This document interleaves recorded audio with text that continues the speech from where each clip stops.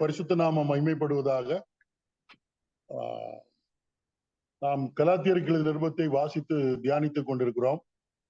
தொடர்ந்து கர்த்தர் நம்மோடு கூட பேசுவாராக, ஈடுபடுவாராக. கலாத்தியர் 5ஆம் அதிகாரம் 1ஆம் வசனத்திலே, ஆனபடியினாலே நீங்கள் மறுபடியும் அடிமைத்தனத்தின் நுகத்துக்கு உட்படாமல் கிறிஸ்து நமக்கு உண்டாக்கின சுயாதீன நிலைமையிலே நிலை கொண்டிருங்கள். கிறிஸ்து நம்மை சுயாதீன நிலைமையிலே வைத்திருக்கிறார். இதை நாம் புரிந்து கொள்ள வேண்டும். ஆண்டவராய் இயேசு கிறிஸ்து நம்மை அடிமைத்தனத்திற்கு அழைக்கவில்லை. அவருடைய அன்பினாலே கவரப்பட்டு நாமும் அவர் மீது கொண்டுள்ள அன்பினாலே அவருடைய வார்த்தைக்கும் அவர் விரும்புகிற வாழ்க்கை நாம் வாழ விரும்புகிறோம். அதனாலதான் 5ஆம் அதிகாரத்துல வருகிறப்ப 13ஆவது வசனம் இப்படி சொல்லுகிறது பாருங்கள். சகோதரரே, நீங்கள் சுயாதீனத்திற்கு அழைக்கப்பட்டீர்கள். இந்த சுயாதீனத்தை நீங்கள் மாம்சத்துக்கு ஏதுவாக அனுசரியாமல் அன்பினாலே ஒருவருக்கு ஒருவர் ஊழியம் செய்யுங்கள். யாருக்கு கிறிஸ்தவ வாழ்க்கையில சுயாதீனத்தை அனுபவிக்க முடியலையோ அவங்க முதலா கிறிஸ்தவ வாழ்க்கை கடினமாக இருக்கிறது என்று, இது சுமக்க முடியாத ஒரு சுமை என்று யாரெல்லாம் நினைக்கிறார்களோ அவர்கள் முதலாவது தாங்கள் கர்த்தர் மீது கொண்டிருக்கக்கூடிய அன்பை பரிசோதித்து பார்க்க வேண்டும். அதே மாதிரி உடன் மனிதன் மீது கொண்டிருக்கக்கூடிய அன்பை பரிசோதித்து பார்க்க வேண்டும்.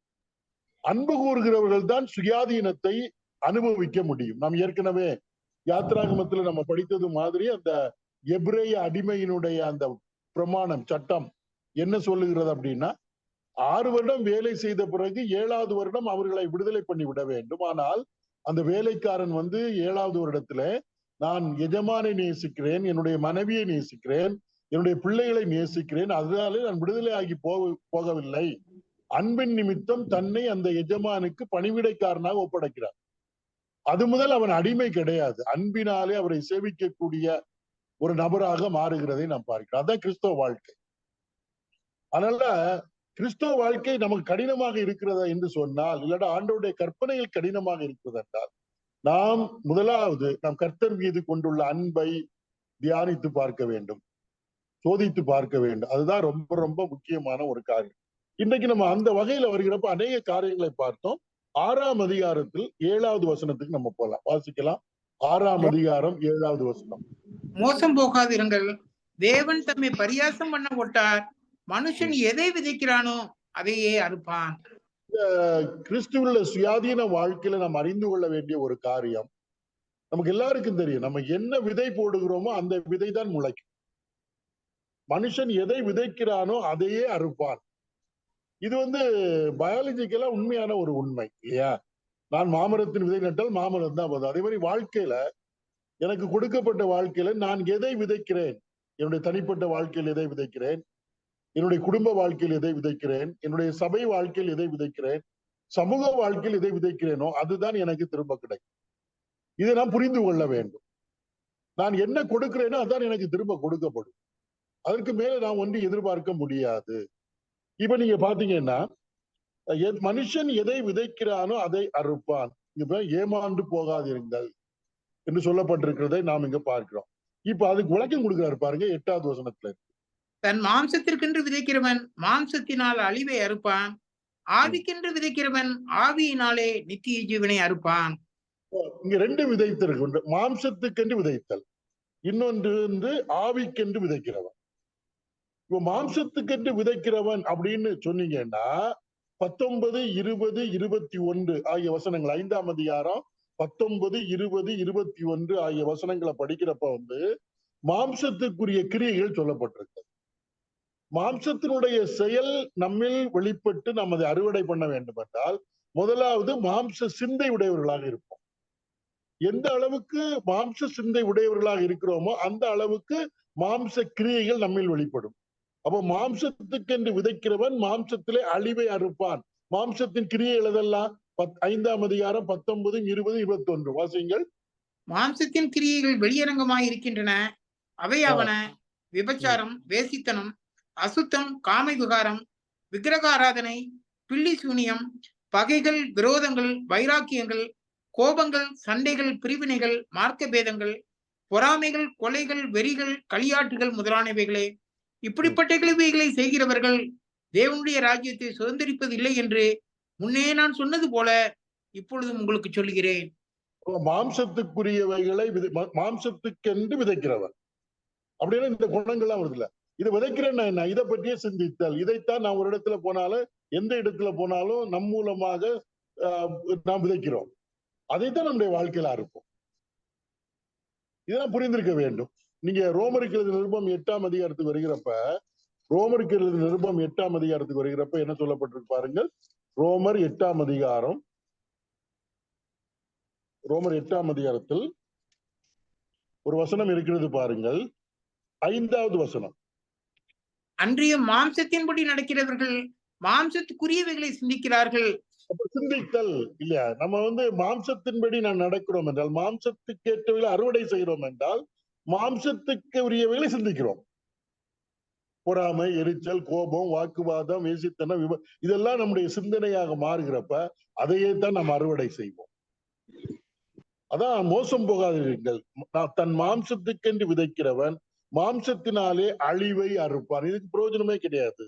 அடுத்து ஆவிக்கென்று விதைக்கிறவன் ஆவியினாலே நித்திய ஜீவனை அறுப்பான் என்று சொல்லுகிறப்ப நித்திய ஜீவனுக்கு ஏற்றவைகளை அறுப்பான். நித்திய ஜீவன் கிறிஸ்துவை விசுவாசிக்கிறதுனால. அப்ப ஆவிக்கென்று விதைத்தல் என்றால் என்ன? இப்ப ஆவிக்கின் கனியை பற்றி நம்ம படித்தோம்.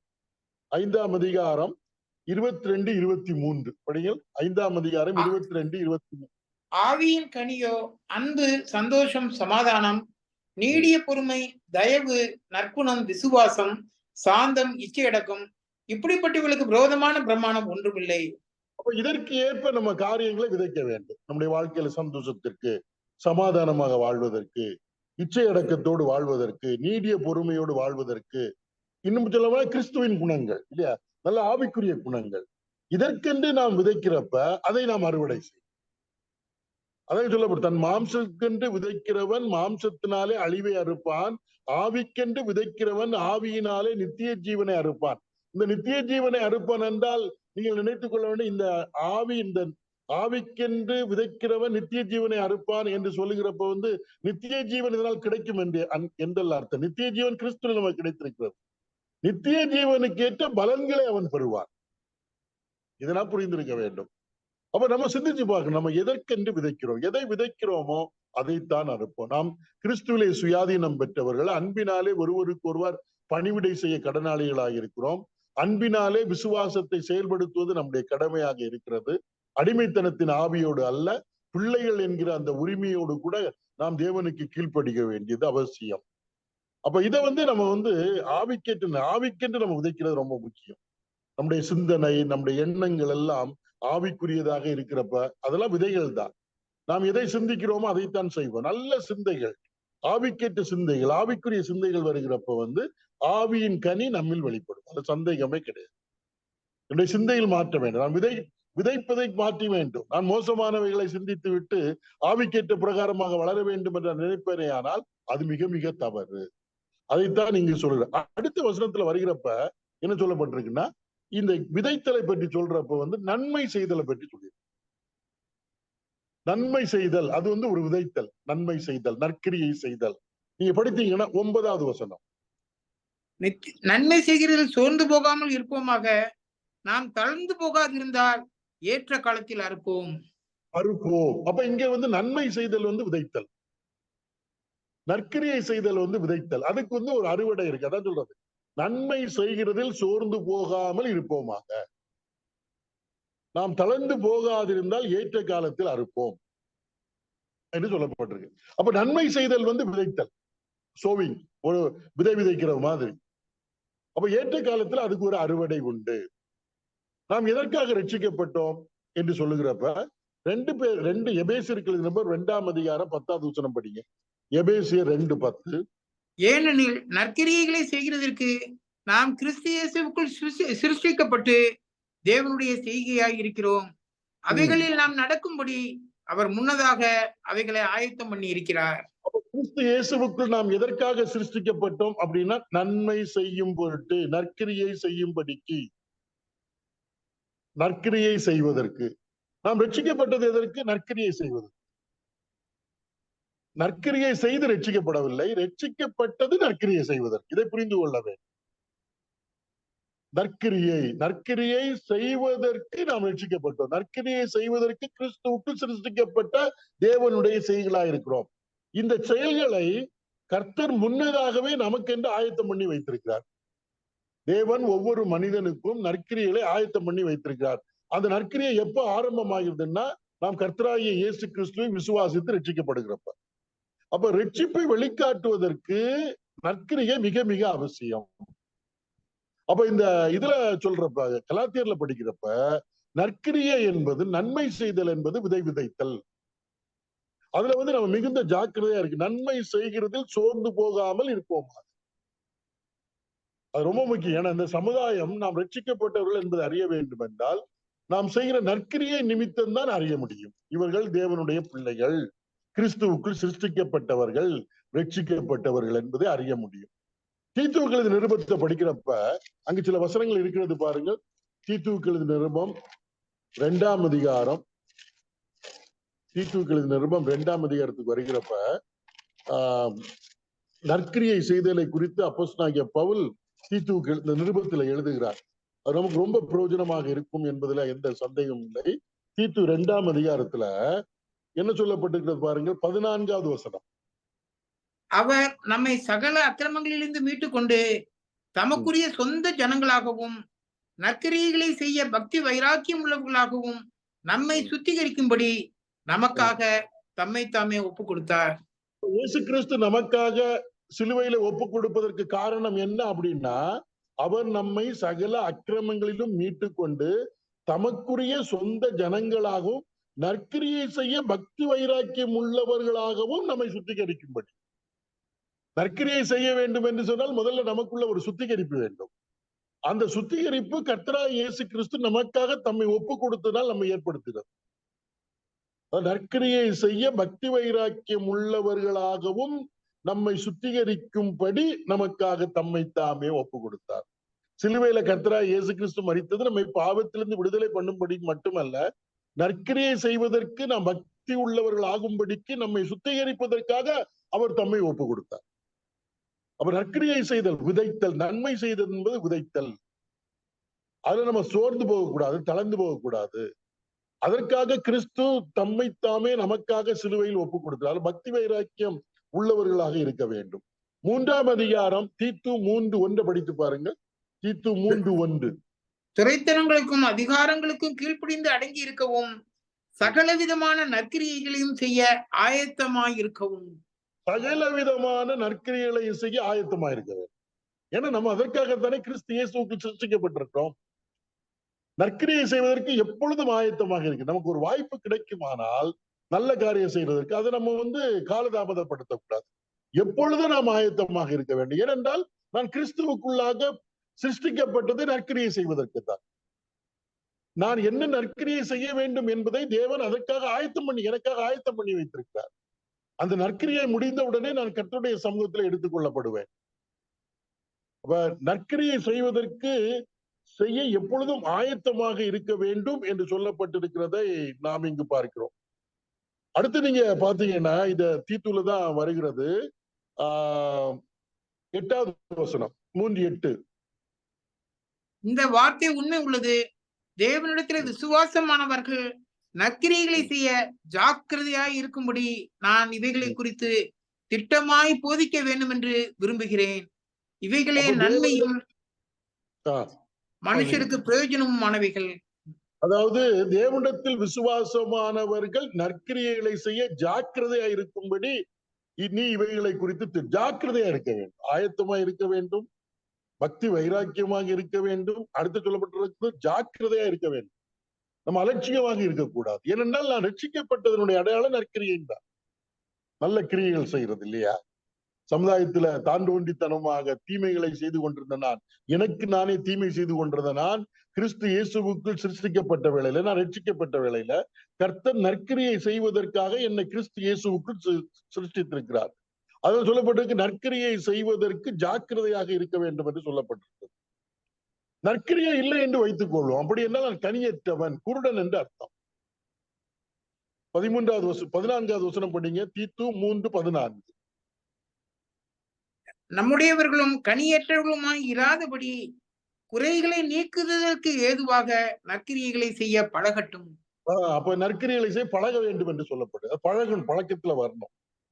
நம்முடைய பிள்ளைகளுக்கு நற்கிரியை செய்ய கற்றுக் கொடுக்க வேண்டும். நம்மை பார்க்கிறவர்கள் நல்ல காரியங்களை செய்வதற்கு நம் மூலமாக கற்றுக்கொள்ள வேண்டும். நாம் தான் அதற்கு முன்மாதிரி. அப்ப நற்கிரி, அதான் அந்த கலாத்தியர் படிக்கிறப்ப என்ன சொல்லப்படுது, நன்மை செய்கிறதில் சோர்ந்து போகாமல் இருப்போமாக.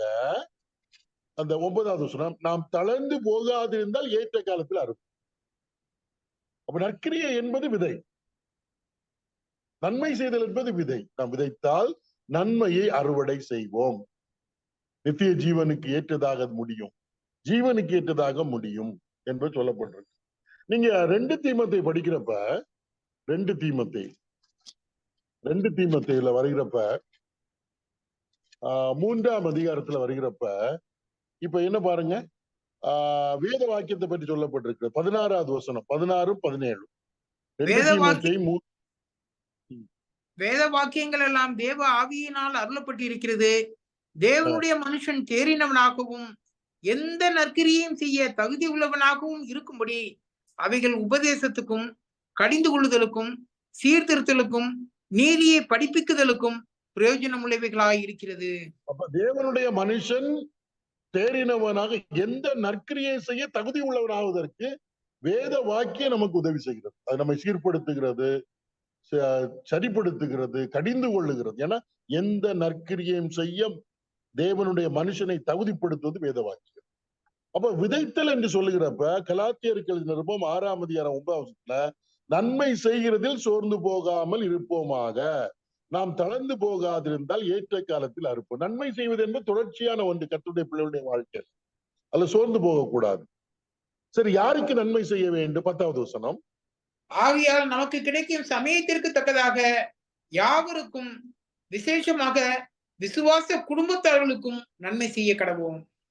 இல்லையா? அதாவது நமக்கு சமயம் கிடைக்கிறதில்ல, நமக்கு கிடைக்கும் சமயத்திற்கு தக்கதாக, சந்தர்ப்பத்திற்கு ஏற்ப யாவருக்கும், இல்லையா, யாவருக்கும், அதெல்லாம் விசேஷமாக விசுவாச குடும்பத்தாருக்கு நன்மை செய்ய கடவோம்.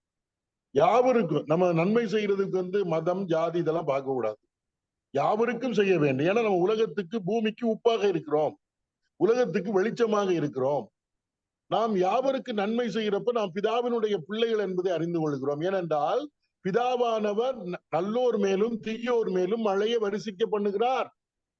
அப்ப எல்லாருக்கும் நன்மை செய்ய வேண்டும், விசேஷமாக விசுவாச குடும்பத்தாருக்கு, இயேசு கிறிஸ்து சுயரத்தத்தினாலே மீட்கப்பட்டவர்களுக்கு. ஏன்னா நாம் அவர்களோடு ஐக்கியப்படுகிறோம், அவர்களை குறித்து அதிகமாக அறிகிறோம். அவர்கள் நம்மோடு கூட வேதத்தை படிக்கக்கூடியவர்கள், ஜபிக்கக்கூடியவர்கள், கர்த்தரை தொழுது கொள்ளக்கூடியவர்கள். நமக்கு அவர்கள் ஐக்கியம் இருக்குன்னா அவருடைய காரியங்களை நாம் அறிய முடியும். அதனால நன்மை செய்வதற்கு அதிக வாய்ப்பு அவர்களுக்கு. அதே வேளையில எல்லாருக்கும் நாம் நன்மை செய்ய கடனாளிகளாக இருக்கு, யாவருக்கும். அதுல எந்த இதுவுமே பார்க்க கூடாது, மனிதன் என்ற முறையதான் பார்க்க. ஆண்டவராக இயேசு கிறிஸ்து ஒரு நியாயசாஸ்திரி, ஒரு லாயர் ஒரு கேள்வி கேட்பார்ல லூக்கா 10ஆம் அதிகாரத்துல, எனக்கு பிறன் யார் அப்படின்னா, நான் நன்மை செய்ய தகுதி வாய்ந்த மனிதன் யார், இல்லாவிட்டால் நான் அன்பு கூற தகுதியான மனிதன் யார்? அப்ப இயேசு கிறிஸ்துல ஒரு மனுஷன் சொல்லுவார். ஒரு மனுஷன் எருசலேமிலிருந்து எரியோவுக்கு யாத்திரை போகிறப்ப கள்ளர் கையில் அகப்பட்டான், குற்றுயிராய் கிடந்தான். அந்த வழியாக ஒரு ஆசாரியன், ஒரு லேவியன் வந்து விட்டு போய்விட்டான். அப்புறம் ஒரு சமாரியன் வந்தான், அவன் மீது மனதுருகினான். மனதுருகி அவனுடைய காயங்களை கட்டி எண்ணெய் எல்லாம் போட்டு சத்திரக்காரிடத்தில் ஒப்பு விடுத்து சொன்னா, நான் திரும்ப வருகிற போது இன்னும் ஏதாவது உண்டால் செய்கிறேன் என்று சொன்ன. இதில் யார் அவனுக்கு பிறன் அப்படின்னு, யார் அவனுக்கு பிறன்னா ஒரு மனுஷன் என்ற வார்த்தை தான் சொல்லப்பட்டிருக்கிறது. குற்றுயிராய் கிடக்கிறவன் ஒரு மனுஷன், அதான் ரொம்ப முக்கியம். அதுல போயிட்டு நான் யாருக்கு நன்மை செய்ய வேண்டும்? மனிதனுக்கு நன்மை செய்ய வேண்டும், அடிப்படை. அது குறிப்பா நம்ம கர்த்தருடைய பிள்ளைகளாக இருப்பதனால விசுவாச வீட்டார்களுக்கு செய்யறது. அதனால அவர்களை மட்டும் நம்ம வைத்துக் கொள்ளக்கூடாது. இந்த தன்மை இன்றைக்கு குறைந்து விட்டது. நம்மிடத்துல நிறைய குறுகிய மனப்பான்மை வந்து விட்டது. நம்ம விசுவாசியா, நம்ம சபையை சார்ந்தவங்க அப்படின்னு வர்றோம். ஆனா செய்யணும். ஆனா நம்முடைய பார்வை அகலமாக இருக்க வேண்டும், யாராக இருந்தாலும். அதான் நம்ம நன்மை, ஏன்னா அது சுவிசேஷ பிரபல்யத்திற்கு ரொம்ப உதவும். ஜனங்களோடு நாம் நன்மை செய்வதன் மூலமாக தொடர்பு கொள்ளுகிறப்ப கிறிஸ்துவுக்குள்ளாக இருக்கக்கூடிய அந்த நற்குணத்தை அவர்கள் அறிந்து கொள்ளுகிறார்கள். அதனால அவர்களுக்கு சுவிசேஷம் சொல்வதற்கு, நம்முடைய வாழ்க்கையின் மூலமா கர்த்தரை கற்றுக் கொடுப்பதற்கு அது ஏதுவாக இருக்கு. இதுதான் புரிந்து கொள்ள வேண்டும். சுனாமி வந்த சமயத்துல எனக்கு சிலவங்க போன் பண்ணாங்க. அப்ப சொன்னாங்க, சுனாமியில பாதிக்கப்பட்ட நம்முடைய விசுவாசிகளுக்கு உதவி பண்ணணும். நான் சொன்னேன், அது என்னால பண்ண முடியாது. ஏன்னா சுனாமியில பாதிக்கப்பட்டவர்கள் எல்லாரும் இருக்கிறாங்க. கர்த்தரை அறிந்தவர்கள் இருக்கிற, அறியாமல் இருக்கு. அப்ப ஒரு நம்முடைய விசுவாசிகள் என்று சொல்கிறப்ப, கர்த்தருடைய பிள்ளை என்று சொல்ற அடுத்த வீட்டுக்காரங்களும் பாதிக்கப்பட்டிருப்பாங்க. எல்லாருக்கும் உதவி செய்ய வேண்டும் என்றால் சொல்லுங்கள், நான் செய்கிறேன். இல்லாவிட்டால் இப்படிப்பட்ட இதெல்லாம் சுனாமியில அநேகர் பாடுபடுகிறப்ப ஒரு குறிப்பிட்ட ஒரு குழுவினருக்கு செய்யுங்கன்னா அதை என்னால செய்ய முடியாது அப்படின்ட்டு. அதனால உங்களுடைய பணத்தை நீங்கள் எனக்கு அனுப்பாதீங்க அப்படின்ட்டு. ஏன்னா அவர்கள் சொல்லி விடுவார்கள், நம்ம அந்த பகுதியில போய் ஊழியம் செய்கிறோம். அப்ப என்ன, அவங்க கஷ்டப்பட்டா அவங்களுக்கு மட்டும் உதவி பண்ணாங்க, எங்களுக்கு கஷ்டப்படும். அப்படி எப்படி நான் அவர்களுடைய முகத்தை பார்ப்பது? அதனால வேண்டாம் என்றே சொல்லிவிட்டேன், நீங்க உதவி பண்ணா அனுப்பாதீங்க. சோ நன்மை செய்வது யாவருக்கும் செய்யணும். அது வந்து கர்த்தருடைய ஊழியத்தை செய்வதில் ரொம்ப இதாக இருக்கு. யாவருக்கும், விசேஷமாக விசுவாசம் குடும்பத்தாருக்கு நன்மை செய்ய கடவுள் விதைக்கிறது. நன்மை செய்தால் அதை என்ன செய்வோம்னா ஏற்ற காலத்தில் அறுப்போம். அதுக்கு பிரதிபலன் நமக்கு உண்டு. நான் எந்த அளவுக்கு அழைக்கிறோமோ அதுதான் நமக்கு கொடுக்கப்படும். நான் அன்பை விதைத்தால் அன்பை அறுவடை செய்வேன், வெறுப்பை விதைத்தால் வெறுப்பை அறுவடை செய்வேன், நான் கோபத்தை விதைத்தால் கோபத்தை அறுவடை செய்வேன். இதெல்லாம் புரிந்து கொள்ள வேண்டும்.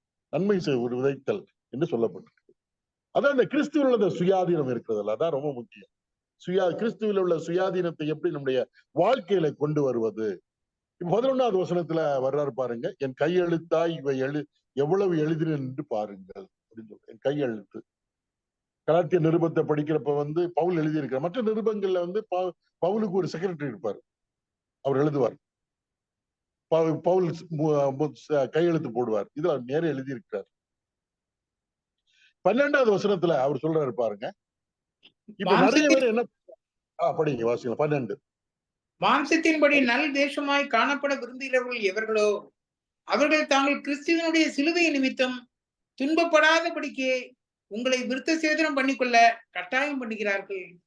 இப்ப வந்து பவுலுக்கு இருந்த அன்னைக்கு இருந்த பிரச்சனை என்னன்னா, பவுல் சொல்லுகிறார், கர்த்தராகிய இயேசு கிறிஸ்துவை விசுவாசிக்கிறவர்கள் ரட்சிக்கப்படுகிறார். ரட்சிப்பு என்பது கிருபையினாலே விசுவாசத்தினாலே நம்மில் நடந்த காரியம். தேவ கிருபையும் நாம் கர்த்தர் மீது கொண்ட விசுவாசம்.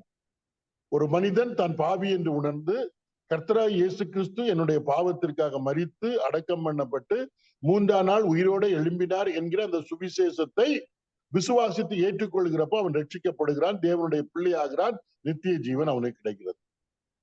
அப்ப பவுல் இருந்த காலத்துல இந்த கலாத்தியா நாடுகள்ல உள்ள சபைகள்ல யூத மத போதகர்கள் வந்து சொல்றாங்க, ரட்சிக்கப்பட வேண்டும் என்றால் நீங்கள் விருத்த சேதனம் பண்ணப்பட வேண்டும், விருத்த சேதனம் பண்ணினால்தான் ரட்சிக்கப்படுவீர்கள். பவுல் அதை எதிர்க்கிறார். அப்படி என்றால் விருத்த சேதனம் பண்ணினால்தான் ஒருவன் ரட்சிக்கப்படுவான் என்றால், மோசையின் பிரமாணத்தை கை கொண்டால் ஒரு ரட்சிக்கப்படுவான் என்றால் இயேசு கிறிஸ்து வர வேண்டிய அவசியம் இல்லையே. இயேசு கிறிஸ்துல வெளிப்பட்ட தேவ கிருபையை அற்பமாக எண்ணுகிறார். இது ஒரு பெரிய குற்றம்.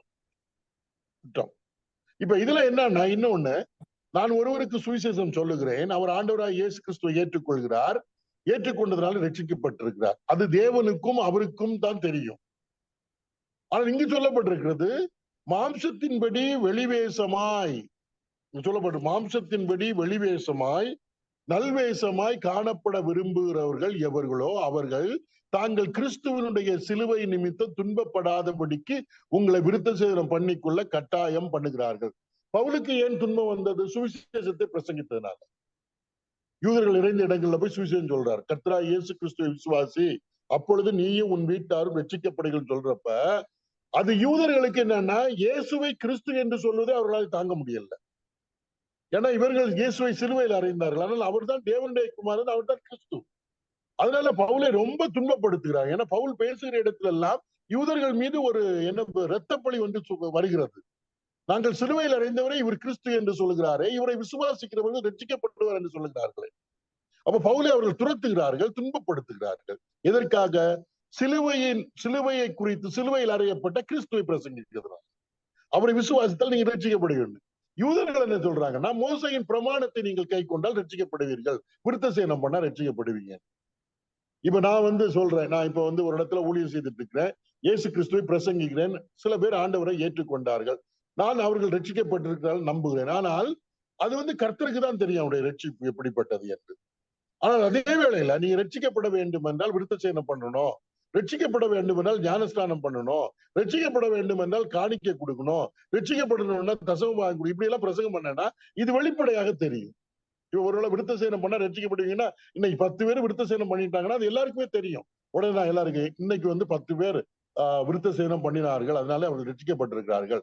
அதனால எனக்கு அந்த 10 பேரை குறித்து பெருமையாக சொல்ல முடியும். அதான் இங்க சொல்லப்பட்டிருக்கிறது. மாம்சத்தின்படி நல்வேஷமாய் காணப்பட விரும்புகிறவர்கள் எவர்களோ அவர்கள் தாங்கள் கிறிஸ்துவினுடைய சிலுவை நிமித்தம் துன்பப்படாதபடிக்கு உங்களை விருத்த சேதனம் பண்ணிக்கொள்ள கட்டாயம் பண்ணுகிறார்கள். நான் இப்பொழுது ஒரு நாட்டுல ஊழியம் செய்துட்டு இருக்கிறேன். நீங்க வந்தோடனே கேக்குறீங்க, இந்த நாட்டுல போய் ஊழியம் செய்தீங்கல்ல, எத்தனை பேர் ரட்சிக்கப்பட்டாங்க? நான் சொல்லுவேன், எனக்கு தெரியாது. நான் சுவிசேஷத்தை பிரசங்கித்து இருக்கிறேன், அவ்வளவுதான் சொல்ல முடியும். கூட்டம் வந்ததா, எத்தனை பேர் ரட்சிக்கப்பட்டாங்க என்னால சொல்ல முடியாது. ரட்சிப்பு ஆண்டவருக்கு தான் தெரியும்.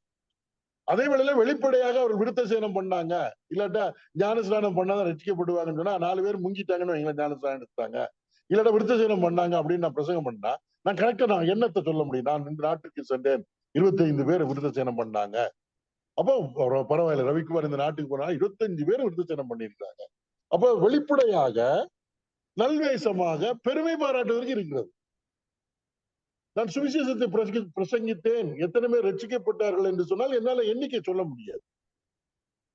அவர்கள் அன்றைக்கு ரட்சிக்கலாம், இல்ல சில ஆண்டுகள் கழித்து ரட்சிக்கப்படலாம், அதெல்லாம் என்னால் சொல்ல முடியாது. கேட்டவர்கள் எல்லாம் ரட்சிக்க, அது எனக்கு தெரியாது. அதனால உடனடி ரிசல்ட் எனக்கு தெரியாது, அதனால சொல்ல முடியாது, மேன்மை பாராட்ட முடியாது என்னால. அது விருத்த சேதனம் அப்படி கிடையாது, வெளிப்படையா செய்யக்கூடிய காரியம், மாம்சத்தில் அடங்கக்கூடிய காரியம். அதனால வந்து என்னன்னா உங்களை வெளிப்படையாக, அதாவது இங்கு சொல்லப்பட்டிருக்கிறது, மாம்சத்தின்படி நல்வேஷமாய் காணப்பட விரும்புகிறவர்கள் எவர்களோ அவர்கள் தாங்கள் கிறிஸ்துவனுடைய சிலுவை நிமித்தம் துன்பப்படாதபடிக்கே உங்களை விருத்த சேதனம் பண்ணிக்கொள்ள கட்டாயம் பண்ணுகிறார்கள். பவுல் கிறிஸ்துவில் சிலுவையில் அறையப்பட்ட கிறிஸ்துவ பிரசங்கித்தனால்தான் யூதர்களை துன்பப்படுத்தினாங்க. அப்படி துன்பம் வேண்டாம், யூதர்கள் நம்ம கஷ்டப்படாம இருக்கணும்னா அவங்க சொல்ற இதை விருத்த சேதனம் பண்ணா ரட்சிக்கப்படுவீங்கன்னு சொல்லிட்டு போனா யூதர்கள் கஷ்டப்படவும் மாட்டாங்க. கேட்பாங்க, எத்தனை பேர் இன்னைக்கு விருத்த சேதனம் பண்ணாங்கன்னா 10 பேர் பண்ணாங்க, 15 பேர் பண்ணாங்கன்னு சொல்லலாம், அது நமக்கு பெருமையாகவும் இருக்கும். மற்றபடி சுவிசேஷத்தின் மூலமாக கர்த்தர் ஜனங்களை ரட்சிக்கிறான்னு சொன்னா எக்ஸாக்ட் நம்பர் நம்மளால சொல்ல முடியாது. இத்தனை பேர் ரட்சிக்கப்படான்னு சொல்ல முடியாது. ரட்சிப்பு கர்த்தருடைய. நான் சுவிசேஷத்தை பிரசங்கித்திருக்கிறேன், அதற்குதான் என்னை கர்த்தர் அனுப்பி இருக்கிறார். அதனால பெருசா ஒண்ணும் சொல்ல முடியாது, பெருமை பாராட்டுவதற்கு இடம் இல்லை. இதுல வந்து இந்த யூதர்கள் தவறாக புரிந்து கொண்ட ஒரு காரியம் என்ன அப்படின்னா, நீங்க நியாயப்பிரமாணத்துல ஒன்றை மட்டும் கடைபிடித்து விட்டு மீதியெல்லாம் விட்டு விடக்கூடாது. மோசேயினுடைய பிரமாணத்தை நீங்கள் கை கொள்ள வேண்டும் என்றால் அனைத்தையும் சேர்த்து கை கொள்ள வேண்டும், அப்போதுதான் நீங்கள் அதன்படி செய்தால் பிழைப்பீர்கள். ஒன்றை விட்டாலும் எல்லாவற்றையும் மீறினதுக்கு சமம். அது திரும்ப திரும்ப சொல்றாரு பாருங்க, 13வது வசனம். விருத்த சேதனம் அடங்கியிருக்கிற அவர்களும் நியாயப்பிரமாணத்தை கை கொள்ளாமல் இருக்கிறார்கள். அப்படி இருந்தும் அவர்கள் உங்கள் மாம்சத்தை குறித்து மேன்மை பாராட்டும்படிக்கு நீங்கள் விருத்த சேதனம் பண்ணிக்கொள்ள வேண்டும் என்று விரும்புகிறார்கள். இதெல்லாம் அந்த விருத்த சேதனம் வந்து மாம்சத்தை குறித்து மேன்மை பாராட்டுறதுக்கு முடியும். நீங்க ஊழியத்துக்கு போறீங்கல்ல, எத்தனை பேர் விருத்த சேதனம் பண்ணாங்கன்னா கரெக்டா சொல்லிடலாம். அடுத்து நான் சொன்னனாலதான் நீங்க விருத்த சேதனம் பண்ணீங்க அப்படிலாம் சொல்லுவாங்க. அதான் இந்த வெளிப்படையாக சில சடங்குகளை செய்தால் நீங்கள் ரட்சிக்கப்படுவீர்கள். அது வந்து வெளிப்படையா எல்லாருக்கும் தான். விருத்த சேதனம் அடைந்திருக்கிறவர்களும் நியாயப்பிரமாணத்தை கை கொள்ளாமல் இருக்கிறார்கள். அப்படி இருந்தும் அவர்கள் உங்கள் மாம்சத்தை குறித்து மேன்மை பாராட்டும்படிக்கு நீங்கள் விருத்த சேதனம் பண்ணிக்கொள்ள வேண்டும் என்று விரும்புகிறார்கள். நீங்க ஒரு வசனத்தை படிக்கலாம். விருத்த சேதனத்தை நீங்க பண்ணீங்கன்னா நியாயப்பிரமாணம் முழுதும் கை கொள்ள வேண்டும். 5ஆம் அதிகாரம் 3ஆம் வசனம் படிங்க. கலாத்தியர் 5:3. மேலும் விருத்த சேதனம் பண்ணிக் கொள்கிற எந்த மனுஷனும் நியாயப்பிரமாணம் முழுவதையும் நிறைவேற்ற கடனாளியாக இருக்கிறான் என்று மறுபடியும் அப்படிப்பட்டவனுக்கு சாட்சியாக சொல்கிறேன். அவ்வளவுதான். நீங்க வெறும் விருத்த சேதனம் பண்ணிட்டு நான் ரட்சிக்கப்பட்டேன்னு சொல்லிட்டு கூடாது, எல்லாத்தையும் கை கொள்ள வேண்டும். இவைகளின்படி செய்கிறவன் பிழைப்பான் அப்படிதான் சொல்லப்பட்டு. அதை ஒண்ணை விட்டாலும் தேவ கட்டளைகள் எல்லாம் மீறினதுக்கு சமம். கொலை செய்யாதிருப்பாயா, களவு செய்யாதிருப்பாயா, பொய் சாட்சி சொல்லாதிருப்பாயா அப்படின்னு வர்றப்ப நான் கொலை செய்யாமல் இருக்கலாம், ஆனா பொய் சாட்சி சொல்றேன்னு முடிஞ்சு போச்சு, கட்டளை மீறி விட்டேன். சோ அதான் அவர் சொல்றாரு. அதை பவுல பாருங்க, அவர் என்ன சொல்றாரு பாருங்க, 14வது வசனம். நானும் நம்முடைய கர்த்தராகிய இயேசு கிறிஸ்துவின் சிலுவையை குறித்தே அல்லாமல் வேறு ஒன்றையும் குறித்து மேன்மை பாராட்டாது இருப்பேனாக.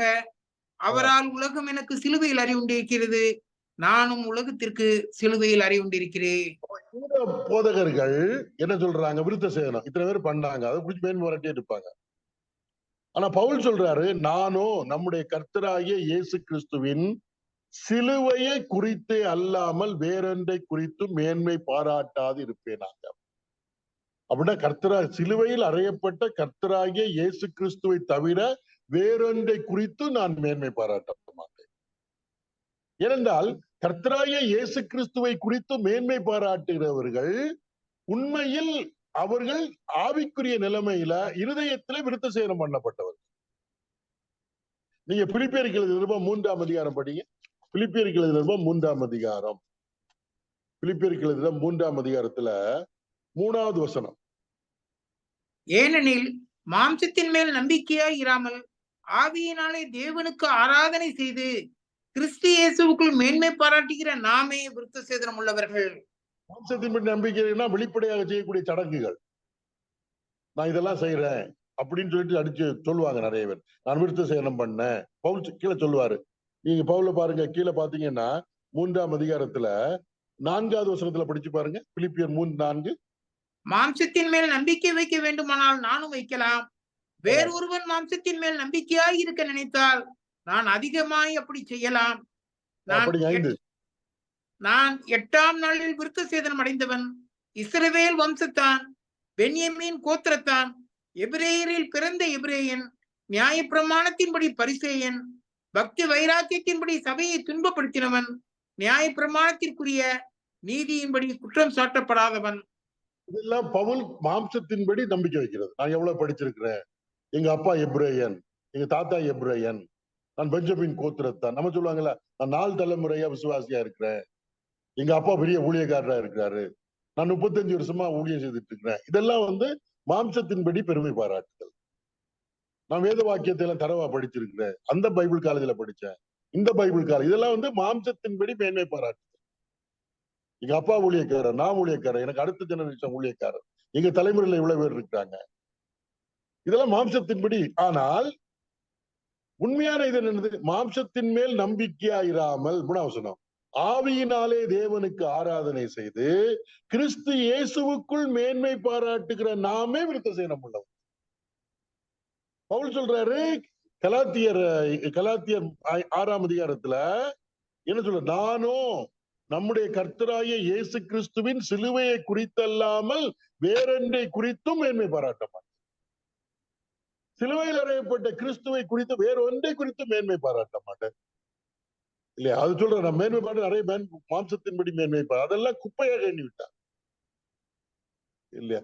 நான் இத்தனை பிரசங்கம் பண்றேன், இத்தனை பைபிள் ஸ்டடி எடுத்திருக்கிறேன், இத்தனை உலகத்துக்கு நான் டிராவல் பண்ணிருக்கிறேன், இதெல்லாம் மாம்சத்தின்படி மேன்மை. அதனால நான் ஸ்பிரிச்சுவல் காட்டுறேன், அப்படி கிடையாது.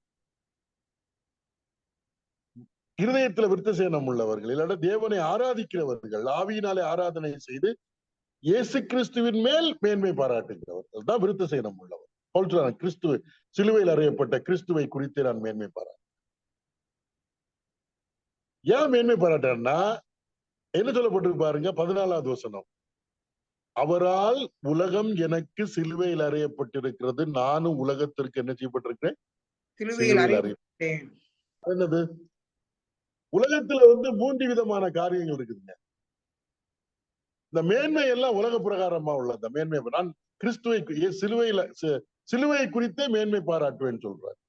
அப்படின்னா சிலுவையில் அறையப்பட்ட கிறிஸ்துவை குறித்தா நம்ம மேன்மை பாராட்டுவோம், இல்லையா? ஏதாவது ஒரு நம்முடைய வாழ்க்கையில நம்ம புதிய மனுஷன் அப்படின்னு சொல்றோம், புதிய மனுஷன் கிறிஸ்துவை ஏற்றுக்கொள்கிறப்ப தேவ சாயலை உடைய புதிய மனுஷன் நமக்குள் உருவாகிறார்.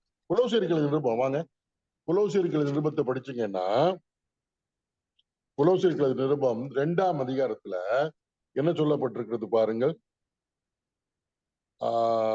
இல்ல, 3ஆம் அதிகாரம் என்ன சொல்லப்பட்டிருக்குன்னா 10-11 வசனம் படி. தன்னை சிருஷ்டித்தவருடைய சாயலுக்கு ஒப்பாய் பூரண அறிவடையும்படி புதிதாக்கப்பட்ட புதிய மனுஷனை தரித்துக் கொண்டிருக்கிறீர்களே, அதிலே கிரேக்கன் என்றும் யூதன் என்றும் இல்லை, விருத்த சேதனம் உள்ளவன் என்றும் விருத்த சேதனம் இல்லாதவன் என்றும் இல்லை, புறஜாதியான் என்றும் புறதேசத்தான் என்றும் இல்லை, அடிமை என்றும் சுயாதீனன் என்றும் இல்லை, கிறிஸ்துவே எல்லாரிலும் எல்லாமுமாயிருக்கிறார். அப்போ புதிய மனுஷன்ல கிறிஸ்துவே எல்லாரிலும் எல்லாம். அங்க பெரிய நான் யூதனாக்கும், நான் புறஜாதியனாக்கும், அப்புறம் நான் சுயாதீனனாக்கும், நான் விருத்த சேதனம் செய்தவனாக்கும், அதெல்லாம் அங்க எடுபடாது. அங்க எல்லாவற்றுக்கும் எல்லாமா இருப்பது கிறிஸ்து தான் புதிய மனுஷன்ல. இப்ப நான் கிறிஸ்துவுக்குள்ளே புதிய மனுஷன் என்று சொன்னால் என்னுடைய வாழ்க்கையில கிறிஸ்துவை குறித்தான் நான் மேன்மை பாராட்டுவேன். அவர்தான் என்னுடைய வாழ்க்கை எல்லாவற்றுக்கும் எல்லாமாக இருக்கிறார். அவர்தான் எனக்காக பரலோகத்தை விட்டு இந்த பூமிக்கு இறங்கி வந்தார். அவர்தான் எனக்காக ஜீவனை கொடுத்தார். அவருடைய ரத்தத்தினால்தான் என்னுடைய பாவங்களை கழுவி சுத்திகரிக்கப்பட்டேன். அவர் இன்றைக்கு உயிர்த்தெழுந்து எனக்காக அவர்தான் பரிந்து பேசிக் கொண்டிருக்கிறார். என்னை திரும்ப சேர்த்துக் கொள்வதற்கு அவர்தான் வரப்போகிறார். அவருடைய நாமத்தினாலதான் நான் பிதாவிடத்துல சேர முடிகிறது. அவருடைய நாமத்தினாலதான் நான் பிதாவை நோக்கி விண்ணப்பம் பண்ண முடிகிறது. அவரே என்னுடைய நீதியாக இருக்கிறார், என்னுடைய ஞானமாக இருக்கிறார், என்னுடைய மீட்பாக இருக்கிறார். எல்லாவற்றுக்கும் எல்லாமாக அவரே. என்னில் காணப்படுகிற அனைத்துக்கும் அவரே காரணகர்த்தா. புதிய மனுஷன்ல நான் செய்கிற ஊழியமோ அதெல்லாம் முக்கியம் அல்ல. எல்லாம் கிறிஸ்து தான், அதான் முக்கியம் புதிய மனுஷன்ல. அதான் பவுல் சொல்றாரு, அவருக்கு எவ்வளவு மாம்சத்துக்குரிய காரியங்களை குறித்து மேன்மை பாராட்டுறதுக்கு இருந்து, யூதன் என்பதை குறித்து, எபிரேயருக்கு பிறந்த எபிரேயன் என்பதை குறித்து, நன்றாக படித்தவன் என்பதை குறித்து எல்லாம் மேன்மை பாராட்டு. அதெல்லாம் அவருடைய ஆவிக்குரிய வாழ்க்கைக்கு உதவவில்லை. அதையெல்லாம் நான் அற்பமும் குப்பையுமாக எண்ணினேன். மாம்சத்திலே மேன்மை பாராட்டு. அதான் சொல்றாரு, நானும் நம்முடைய கர்த்தராகிய இயேசு கிறிஸ்துவின் சிலுவையை குறித்தே அல்லாமல் வேறொன்றை குறித்தும் மேன்மை பாராட்டாது இருப்பேனாக. அவரால் உலகம் எனக்கு சிலுவையில் அறையப்பட்டிருக்கு. உலகம் சிலுவையில் அறையப்பட்டிருந்தா உலகத்தில் உள்ள 3 காரியங்கள் இதெல்லாம் பாருங்க. 1 யோவான் 2ஆம் அதிகாரம், 1 யோவான் 2ஆம் அதிகாரம், 1 John 2 15-16. உலகத்திலும் உலகத்தில் உள்ளவைகளும் அன்பு கூறாதிருங்கள். 2ஆம் அதிகாரம் 15, 16, 17 படிங்க. உலகத்திலும் உலகத்தில் உள்ளவைகளிலும் அன்பு கூறாதிருங்கள். ஒருவன் உலகத்தில் அன்பு கூர்ந்தால் அவனிடத்திலே பிதாவின் அன்பில்லை. ஏனெனில் மாம்சத்தின் இச்சையும் கண்களின் இச்சையும் ஜீவனத்தின் பெருமையுமாகிய உலகத்தில் உள்ளவைகள் எல்லாம் பிதாவினால் உண்டானவைகள் அல்ல, அவைகள் உலகத்தினால் உண்டானவைகள். உலகமும் அதன் இச்சையும் ஒளிந்து போம், தேவனுடைய சித்தத்தின்படி செய்கிறவனோ என்றென்றைக்கும் நிலைத்திருப்பான். உலகத்திலிருந்து உண்டானது மாம்சத்தின் இச்சை, கண்களின் இச்சை, ஜீவனத்தின் பெருமை. இப்ப யூத போதகர்கள் எல்லாரும் மாம்சத்திலே உள்ள காரியங்களை குறித்து மேன்மை பாராட்டிட்டு இருக்கிறாங்க. அவர் சொல்றாரு, நானும் கர்த்தராய் இயேசு கிறிஸ்துவை குறித்தே மேன்மை பாராட்டுவேன். நானும் நம்முடைய கர்த்தராய் இயேசு கிறிஸ்துவின் சிலுவையை குறித்தே அல்லாமல் வேறொன்றை குறித்து மேன்மை பாராட்டாது இருப்பேனாக. அவரால் உலகம் எனக்கு சிலுவையில் அறையப்பட்டது. உலகம்னா மாம்சத்தின் இச்சை, கண்களின் இச்சை, ஜீவனத்தின் பெருமை, பிரைட் ஆஃப் லைஃப். அது உலகம் சிலுவை. அப்ப நான் இதை குறித்து கிறிஸ்துவை குறித்து மட்டும்தான் மேன்மை பாராட்ட முடியும். இந்த 3 சிலுவையில் அறையப்பட்டு விட்டது. நானும் உலகத்துக்கு சிலுவையில் அறையப்பட்டிருக்கேன். இந்த 3 பவுலுடைய வாழ்க்கையை இன்ஃபுளுன்ஸ் பண்ண முடியாது. யாராவது பெருமையா பேசி பவுலை ரொம்ப புகழ்ந்து பேசினாலும் அவர் செத்து போனவர். அந்த புகழ்ச்சிக்கு அடிமையாக மாட்டார். எதையாவது அவரிடத்துல காண்பித்து இதெல்லாம் உனக்கு தர்றேன், இதெல்லாம் பெற்றுக்கொள் அப்படின்னு சொன்னாலும் அவரை யாருமே என்ன பண்ண முடியாதுன்னா மெஸ்மரைஸ் பண்ண முடியாது, மயக்க முடியாது. உலகத்தை எல்லாம் காண்பித்து நான் பாரு பெரிய ஆளாக்குறேன் அப்படி. மாம்சத்தின் இச்சை, கண்களின் இச்சை, அவர் மாம்சத்தின் இச்சை. வேற எதையாவது சொன்னாலும் அவர் ஒன்னும் அசைய முடியாது. ஏன்னா இந்த உலகம் அவருக்கு சிலுவையில் அறையப்பட்டு விட்டது. அவரும் சிலுவையில் உலகத்துக்கு அரைத்து போயிட்டார். அதனால அவர் மேன்மை பாராட்டுகிறது சிலுவையில் அறையப்பட்ட, இல்லாட்டா இயேசு கிறிஸ்துவின் சிலுவையை குறித்தெல்லாம் வேற ஒன்றையும் மேன்மை. அதான் நம்ம பார்க்கிறோம். அவர் நினைச்சிருந்தா உலகத்தை பற்றி நிறைய எழுதலாமே. அவர் வாழ்ந்த காலத்தில் உள்ள சரித்திரத்தை எழுதியிருக்கலாமே பைபிள்ல. அதெல்லாம் எழுதலையே. ஒரு ராஜாவை பற்றி எழுதியிருக்கலாமே. அதெல்லாம் முக்கியம் கிடையாது. இப்ப 15வது வசனம் வாசிக்கலாம் பாருங்க. கிறிஸ்து இயேசுவுக்குள் விருத்த சேதனமும் ஒன்றுமில்லை, விருத்த சேதனம் இல்லாமையும் ஒன்றுமில்லை, புது சிருஷ்டியே காரியம். இதான் ரொம்ப முக்கியங்க. இன்னைக்கு எல்லாம் நிறைய பேர் என்ன சொல்றாங்கன்னா, நாங்க அதை செய்கிறோம், இதை செய்கிறோம், அதனால நாங்க கிறிஸ்துவை உடையவர்களாக இருக்கிறோம் சொல்லிட்டு இருக்கிறாங்க. அது அப்படி சொல்லவே முடியாது. நான் ஊழியம் செய்கிறேன், அதனால நான் கிறிஸ்துவ அப்படி எப்படி சொல்ல முடியும்? இதனுடைய பிழைப்பாகவும் இருக்கலாம் அல்லவா? வேற தொழிலுக்கு பதிலாக அதை செய்துட்டு இருக்கலாம். இல்லையா? எதுவுமே, அதாவது சொல்லப்பட்ட கிறிஸ்து இயேசுவுக்குள் விருத்த சேதனமும் ஒன்றுமில்லை, விருத்த சேதனம் இல்லாமையும் ஒன்றுமில்லை. என்ன சொல்லப்பட புது சிருஷ்டியே காரியம். நான் கர்த்தராகிய இயேசு கிறிஸ்துவை விசுவாசித்ததுனால நான் ஒரு புதிய சிருஷ்டி. அந்த புதிய படைப்பு இருக்குல்ல, அதுதான் முக்கியம். அதான் என்னுடைய வாழ்க்கையில பெரிய சாட்சி. நான் கர்த்தருக்கு என்று செய்வதெல்லாம் அடுத்தது. அதான் புது சிருஷ்டி தான் காரியம். நீங்க சில வசனங்களை படிக்கலாம் பாருங்க. 1 கொரிந்தியர் 7ஆம் அதிகாரம் 19வது வசனம். 1 கொரிந்தியர் 7ஆம் அதிகாரம் 19வது வசனம்.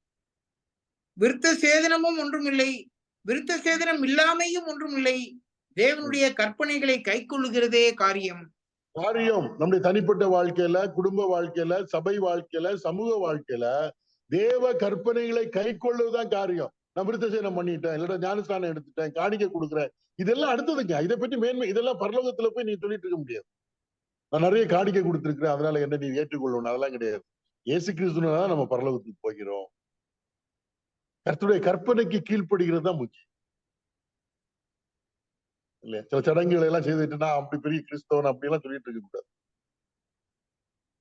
கற்பனை. அடுத்தது நீங்க படிச்சு பாருங்க, இதே கலாத்தியர் 5ஆம் அதிகாரத்துல 6வது வசனம். கிறிஸ்து இயேசுவினிடத்திலே விருத்த சேதனமும் விருத்த சேதனம் இல்லாமையும் ஒன்றுக்கும் உதவாது, அன்பினால் கிரியை செய்கிற விசுவாசமே உதவும். அன்பினாலே கிரியை செய்கிற விசுவாசம் தான் உதவும். நான் அதை செய்யறேன், இதை செய்தேன் சொல்லிட்டு இருக்க முடியாது. நான் பல நாடுகளுக்கு சென்று ஊழியம் செய்தேன், நல்லதுதான் மற்றவரோட ஒப்பிட்டு பாக்குறப்ப. ஆனால் அன்பினால் கிரியை செய்கிற விசுவாசம் தான் உதவும். இதனால எனக்கு மற்றவங்களோட எனக்கு ஃபேவரான இடம் வேணும்லாம் கேட்க முடியாது. ஆட்டோட்டத்தில் இதெல்லாம் நாம் ஞாபகத்துல வைத்திருக்க வேண்டும். பவுல் அழகா சொல்றாரு, கர்த்தராகிய இயேசு கிறிஸ்து, இல்லையா? அது கிறிஸ்து இயேசுவுக்குள் விருத்த சேதனம் ஒன்றுமில்லை, விருத்த சேதனம் இல்லாமை ஒன்றுமில்லை, புது சிருஷ்டியே காரியம். 2 கொரிந்தியர் 5:17. 2 கொரிந்தியர் 5:17. ஒருவன் கிறிஸ்துவுக்குள் இருந்தால் என்னது? புது சிருஷ்டியா இருக்கிறான். பழையவைகள் ஒளிந்து போயின, எல்லாம் கிறிஸ்துக்குள்ள வந்தனால பழையது ஒளிந்து எல்லாம் புதிதாகுதல் ஒரு அனுபவம். அதுதான் முக்கியம். அப்படி நம்ம வாழ்க்கையில வரணுங்க. அதுதான் தேவனுக்கு முன்பாக மதிப்பிடப்படுகிறது.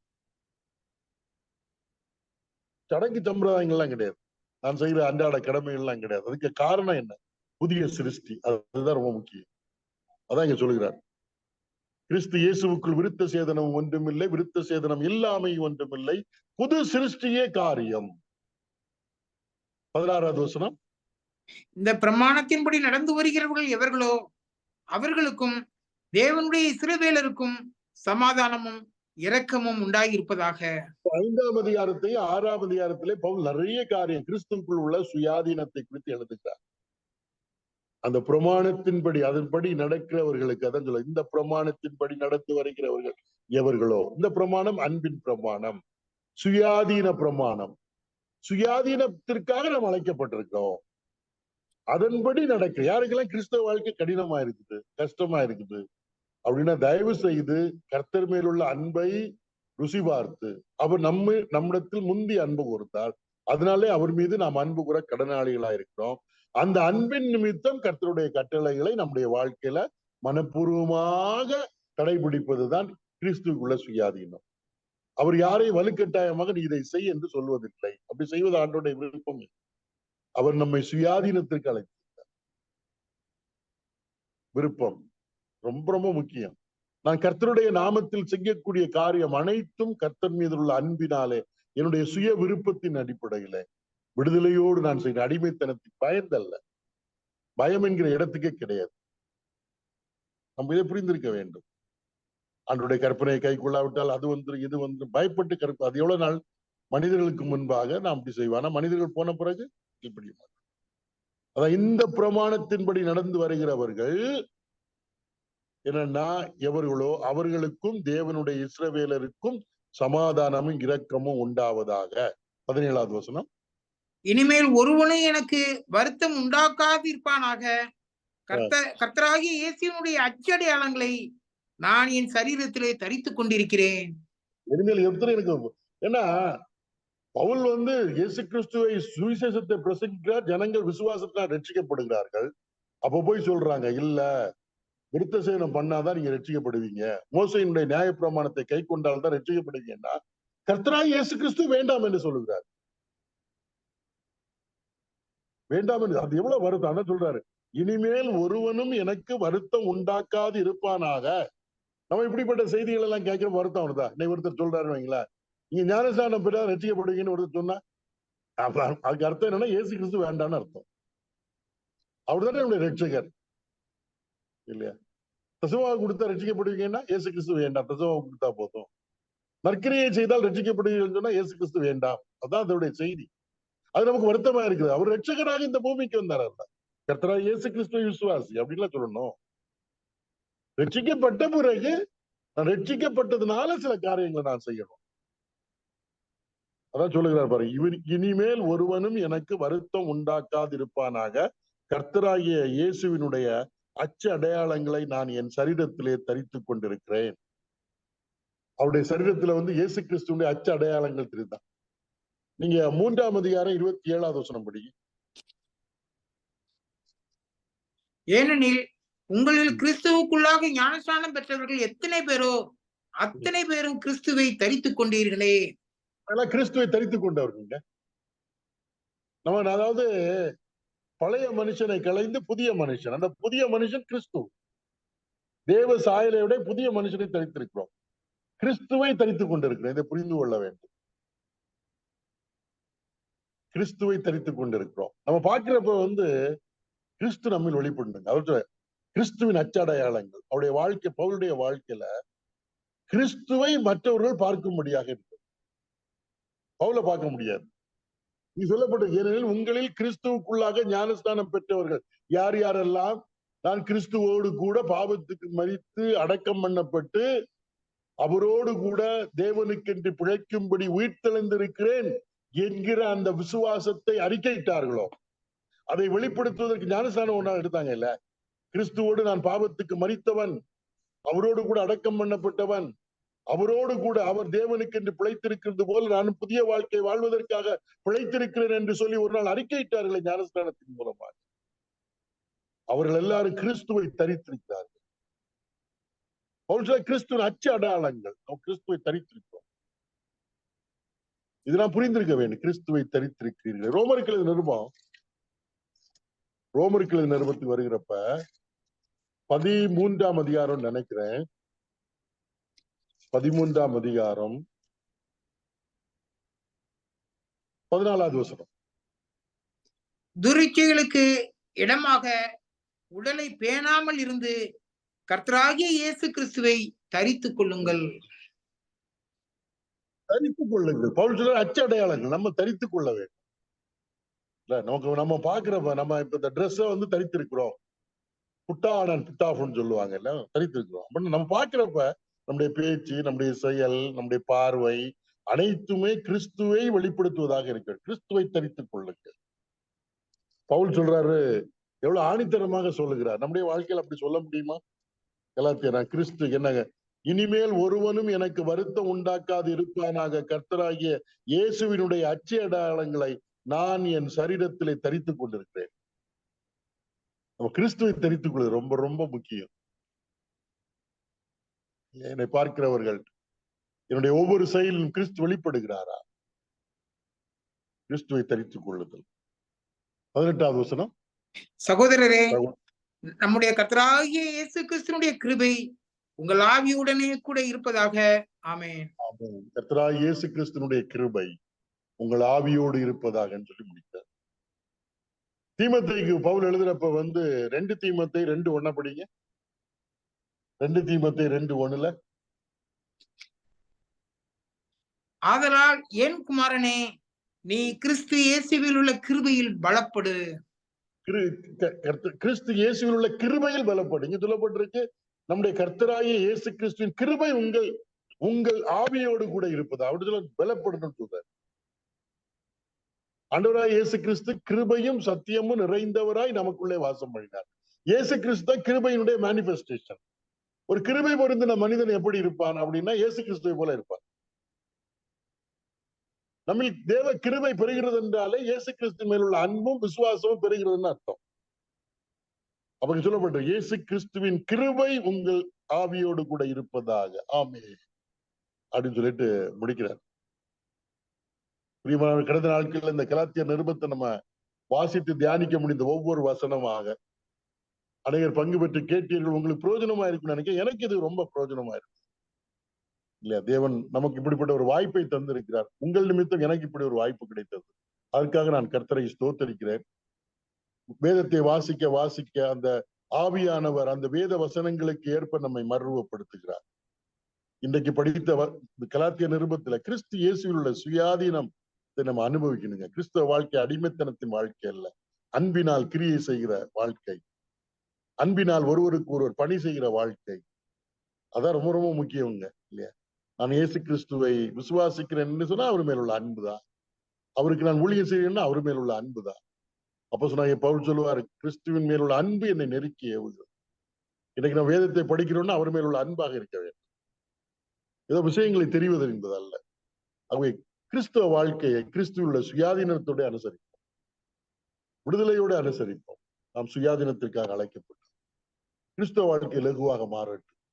அப்படி லகுவாக இல்லைன்னு அவர் மேலுள்ள அன்பை நாம் பரிசோதித்து பார்த்து நமக்காக ஜீவனை கொடுத்து எந்த அளவுக்கு அன்பு கூர்ந்தாரோ அதே போல நாமும் அவரிடத்தில் அன்பு கூர்ந்து அவருடைய கட்டளை கீழ்ப்படிந்து நடப்போம். கர்த்தர் தாமே இந்த வசனங்களை ஆசீர்வதித்து தருவாராக. இந்த பைபிள் ஸ்டடி ஏற்படுத்தின குட்டிவாக்கம் சபையாரையும் கர்த்தருடைய நாமத்தினாலே வாழ்த்துகிறேன். கர்த்தருக்கு சித்தமான வருகிற சனிக்கிழமை அடுத்த நிருபத்தில இருந்து நாம் சிந்திக்கலாம் நினைக்கிறேன். தொடர்ந்து நீங்கள் பங்கு பெறுங்கள். உங்களுக்கு நண்பர்கள் யாராவது தெரிந்தவர்கள் இருந்தால் அவர்களுக்கும் இந்த வேதாராய்ச்சி கூட்டத்தை அறிமுகப்படுத்துங்கள். கர்த்தர் தாமே உங்களை ஆசீர்வதிப்பாராக.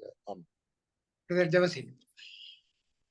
எங்களை கிருபையா நேசிக்கிற அன்பின் பிதாவே, இந்த அருமையான வேலைக்காக ஸ்தோத்திரம். பல நாடுகள்ல நாங்கள் இருந்தாலும் இப்படிப்பட்ட டெக்னாலஜி மூலமாக உம்முடைய வேதத்தை படிப்பதற்கும் பகிர்ந்து கொள்வதற்கும் தந்த கிருபைக்காக ஸ்தோத்திரம். இந்த டெக்னாலஜியும் உம்முடைய மகிமைக்கு மட்டும் நாங்கள் பயன்படுத்தத்தக்கதாக நீ உதவி செய்ய வேண்டுமாய் ஜெபிக்கிறோம். இந்த பைபிள் ஸ்டடியை நடத்தக்கூடிய கொட்டிவாக்கம் சபையாருக்கு வேண்டிய கிருபைகளை நீர் கொடுத்தருளை இதுவரையிலும் இம்மட்டு நீ நடத்தினீர். ரோமருக்கு நிருபம், அதே போல இந்த கலாத்தியருக்கு நிருபத்தை நடத்துவதற்கு உதவி செய்தீர். அதனாலே அவர்கள் சபையாருக்கு பயனுள்ளதாகவும் பக்தி விருத்தியும் பரிசுத்த பிதாவை இதில் பங்கு பெறுவர்களுக்கு பக்தி விருத்தி உண்டாகத்தக்கதாக நீ உதவி செய்யும். ஒரு பெரிய உன்னதமான நோக்கத்தை மனதிலே வைத்து செயல்படக்கூடிய உடைய பிள்ளைகளுக்கு வேண்டிய கிருபைகளை தாரும். இந்த பைபிள் ஸ்டடியில அடியானுக்கும் பகிர்ந்து கொள்வதற்கு ஒரு வாய்ப்பை தந்ததற்காக உண்மை நன்றியோடு ஸ்தோத்திரிக்கிறோம். போதிக்கிற நானே ஆகாதவனாக போய்விடாதபடிக்கு மிகுந்த கட்டுப்பாடு உள்ளவனாக வாழத்தக்கதான கிருபைகளை நீ தந்தருளும்படியாக ஜெபிக்கிறோம். கிறிஸ்து இயேசு உள்ள சுயாதீனத்தை எங்களுடைய நடைமுறை வாழ்க்கையில அனுபவிக்கத்தக்கதாக கர்த்தாவை உதவி செய்யும். அவர் மேலுள்ள அன்பிலே நாங்கள் வளர நீ இரக்கம் பாராட்டு. இது நல்ல வேலைக்காக ஸ்தோத்திரம். இந்த இன்டர்நெட் எல்லாம் தொடர்ந்து கிடைக்கத்தக்கதாக கர்த்தாவை நீ உதவி செய்வதற்காக உண்மை நன்றியோடு ஸ்தோத்தரிக்கிறோம், துதிக்கிறோம். கர்த்தாவை முச்சத்தமானால் கர்த்தருடைய வருகை தாமதிக்குமானால் வருகிற சனிக்கிழமை வேறு ஒரு நிருபத்தையும் நாங்கள் படிப்பதற்கு நீ உதவி செய்யும். கர்த்தாவை எங்களை தாழ்த்தி உம்முடைய கருத்திலே ஒப்புக் கொடுக்கிறோம். எங்கள் ஆண்டவரும் இரட்சகரும் மீட்பருமாகிய இயேசு கிறிஸ்து நல்ல நாமத்தில் இந்த ஜெபத்தையும் ஸ்தோத்திரத்தையும் எடுக்கிறோம் அன்பின் பிதாவே. ஆமென்.